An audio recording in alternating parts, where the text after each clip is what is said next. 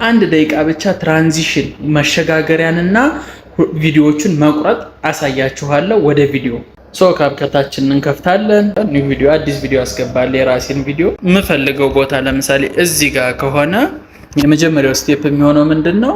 ኤዲት የምትለዋን ታች ላይ እንደዚህ መጫን ነው። ከዛ በኋላ አሁንም ስፕሊት የምትላለች ስፕሊት የምትለዋን መጫን ነው። ሲምፕል እዚህ ጋር ቆረጠው ማለት ነው። ሁለት ቆረጠው ማለት ነው። በጣም በቀላሉ ሁለት ቪዲዮ ሆነልን ወይም ቆረጥ ነው ማለት ነው። ኔክስት ስቴፕ ምንድነው የሚሆነው ማለት ነው?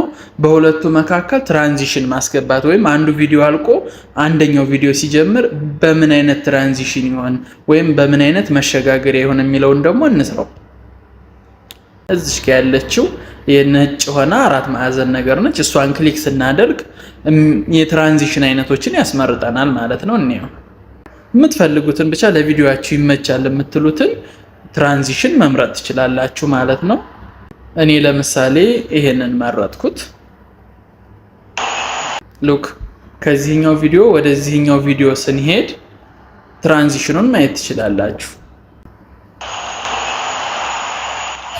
ሲምፕል በጣም ሲምፕል ከታደረግን ኤንድ ትራንዚሽን ሰራን።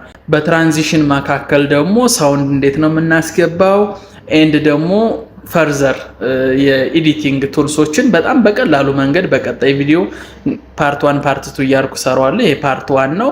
በቀላሉ በአንድ ደቂቃ ውስጥ ካፕከትን በደንብ እንድታውቁ አደርጋለሁ። በቀጣይ በፓርት 2 መለሳለሁ። ቴንክ ዩ